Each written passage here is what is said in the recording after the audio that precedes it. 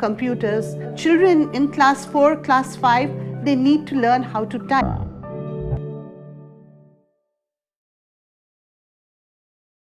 The effort is to make writing interesting for children. This exercise makes the task of writing creative and fun. It also enhances thinking skills in the learner. Now we are going to construct some sentences. I want you to give me a sentence with the word window. For instance, the child here has been asked to form a sentence using the words window and pizza. I look out of my window. Okay. Now give me a sentence with the word pizza. I like to eat pizza. Okay. Once the child is adept at constructing sentences, the next step would be to join the two and use them as part of a paragraph. Now can you make a sentence connecting both of these? I sit by my window and eat pizza. Excellent.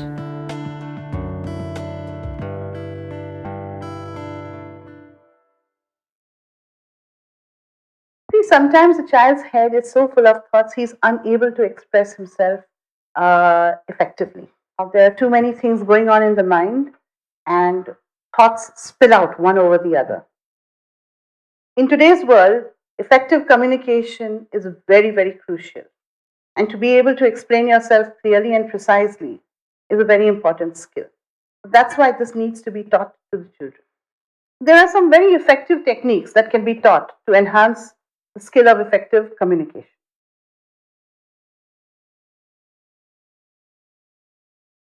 Taboo is a very interesting game. It's created by Hasbro of USA. The technique over there is the player has a card and has to cue the words to his teammates, but cannot use certain words. It hones his creative skills and his thinking skills in doing that. Okay everyone, we're going to play a game which is a lot of fun. It's called Taboo. Do you know how to play it? Yes, no. Okay, I'll explain. This card, where there is one key word and there are 5 words below that which are known as the taboo words. Now the person who is explaining this word cannot use any of the 5 words below. So I'm going to explain something to you. You need to tell me what I'm talking about. Okay, on the 25th of December, who comes and leaves you gifts at night? Santa Claus. Where does Santa Claus stay? North Pole. Correct.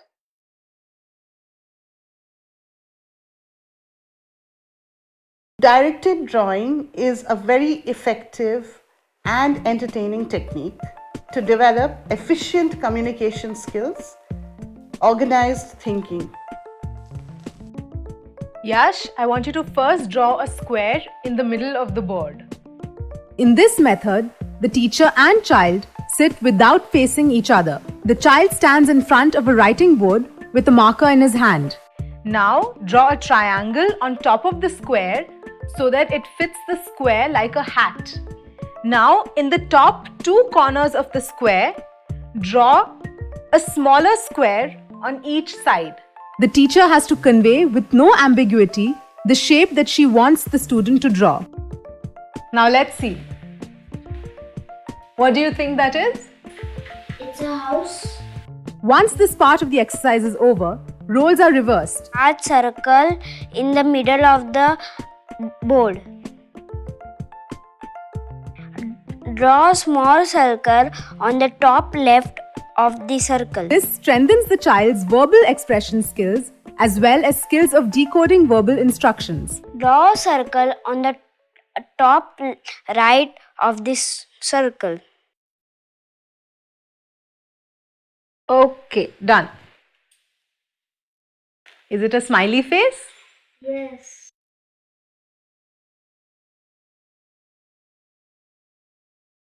Children easily learn how to add, subtract, multiply, and divide. But how many of them actually understand the concepts behind these operations? You talk to a child and she will tell you that 2 plus 3 is 5. But does she actually know what it means? She would respond that addition is plus. But what is plus? These concepts need to be understood because the application of these concepts in higher classes become very important when problems become difficult and more complex. The concepts behind addition and subtraction can be explained with the help of a common kitchen weighing scale. We make a homogeneous mixture, like some dough, and keep it aside. We point to the weighing scale, which currently rests on 0. We add a handful of flour mix to the scale and we see that the needle tilts to an increased value. Each time we put more of the flour on the weighing scale, the indicator tilts more and more to higher values. Thus, we understand that add means to increase or to put more of. Similarly, to explain the concept behind subtraction, we take away handfuls of the flour mix from the weighing scale. Each time we take away, the indicator tilts to lesser value. Thus, we understand that subtraction means taking away from. Multiplication is repeated addition and division is repeated subtraction.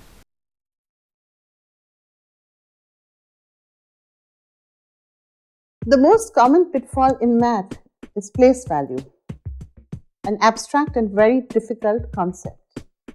Why does 2 in 21 mean something entirely different from 2 in 12? The understanding of place value is very important for children because it helps them deal with later day problems where they have to deal with borrowing from 0, long additions and subtractions, and even further down when they have to deal with money and accounting. Place value can best be explained with the help of marbles. One single marble is equal to 1 unit. These are 2 units represented by the number 2. We increase the number of marbles to 9.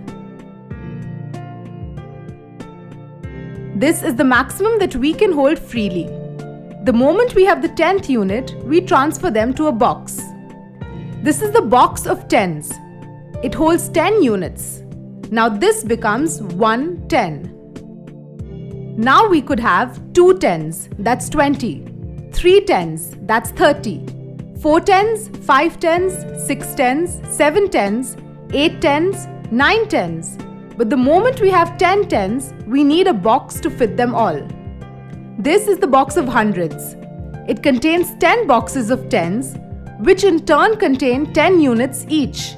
So, the box of hundreds holds 100 units. When we have 10 such boxes of hundreds, we have the number 1000. Let us look at the difference between 12 and 21. What is 12? 12 is 2 units and 1 10. What is 21? 21 is 1 unit and 2 tens. It is very clear to see that the number 12 is smaller than 21 because it holds fewer units.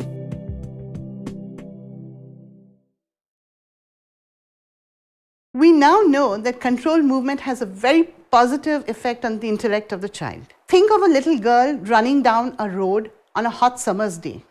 She's running barefoot. What happens? The soles of her feet burn. She understands that the road has been heated by the sun, and from that distance, the sun is able to heat this road so that it burns her feet. Just think of the amount of information that she has got because she was allowed to run barefoot. When we learn nursery rhymes in kindergarten or primary classes, it's generally with a lot of tapping, clapping, actions. All this instills a sense of rhythm in the child. This rhythm is very important for the skills of reading and writing. Today, we tend to restrict our children from any kind of physical activity because we want them to sit down at their desks and study. We don't realize that 1 hour of controlled movement of any kind of physical activity has the same effect on the brain as 1 hour of math class.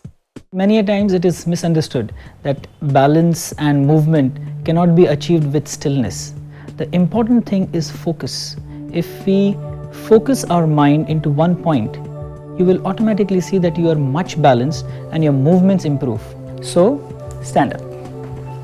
Now, join your feet together, chin forward, look smart, hands slightly away from your chest and gently close your eyes. Do you feel yourself moving? Yes. Now open your eyes once again and spread your feet. Chin forward again, close your eyes. Feel balance? Yes. Ta-da! To further prove my point, the activity which is called Ek Padasana will be performed, and you will see that the children who have balanced themselves in 2 feet with the same focus, they will be doing it with 1 feet also. So Ek Padasana, right leg forward. In this activity, we not only stand on one leg, but we bend the other leg, place it on the previous leg, join the palms, eyes are focused, your mind is functioning on one point. This particular activity, if transformed into any other activity, for example studies, for example in examinations, it will give the desired results. So, this activity is called Trataka. By just gazing at the candle continuously, our neuromuscular coordination improves. And that's how our focus also improves. So let's focus on the wick. Inhale deep and gently exhale by focusing on the wick.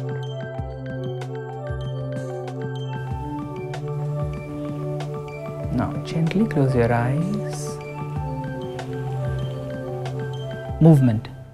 Now I will ask the kids to walk up and down the stairs in backward manner. This will help them use the balance and movement with the same focus which they have generated. Focus your eyes and start moving backwards. Slow and steady, step by step.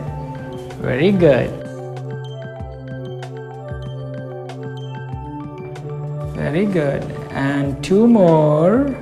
And 1 more. Perfect. Now turn back. Focus on my hands and move back upwards. Very good. Slow and steady. Very good. Very nice.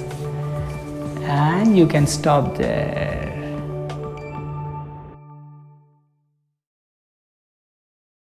Thinking skills have to be taught to children. Our present day teaching methods rely very heavily on the accumulation of facts which can be got at through the click of a mouse. Having intelligence without the thinking skill is like owning a very powerful car without knowing how to drive. The potential is there, the ability is not. Estimation skills are very, very crucial. Consider this child who is going to cross the road. He has to be able to estimate whether he can get across in a certain amount of time. He has to listen to the oncoming traffic and decide whether he can reach across before any moving vehicle hits him. So you can see how important this skill is. Physical exercise is the best way to enhance this skill. Yash, let's play a little game. Let's see how many steps will it take you to measure the short side of the carpet using your feet. Okay. 1, 2, 3, 4, 5, 6, 6.5. Okay. Now how many steps do you think it will take to measure the long side? I think it must be 13. On getting the answer, the student is asked to walk the 1, breadth of the area 2, and compare his guess 3, to the actual number of steps it took him. As the technique progresses, the gap between 10, guess and reality 11. goes down. It's 11.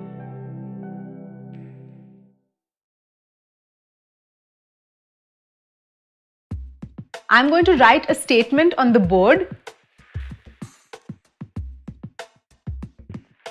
Now I want you to tell me as many questions as you can think of that this will be the answer to. Who is sleeping on the bed? Where is Tom sleeping? Tom is sleeping on the bed. What is Tom doing on the bed? Correct. The application of special teaching techniques enables children to reach higher levels of excellence and ensures holistic development. I have been working in this field now for a sufficient number of years for me to be able to see what has happened to the children I began remedying when they were 6 and 7.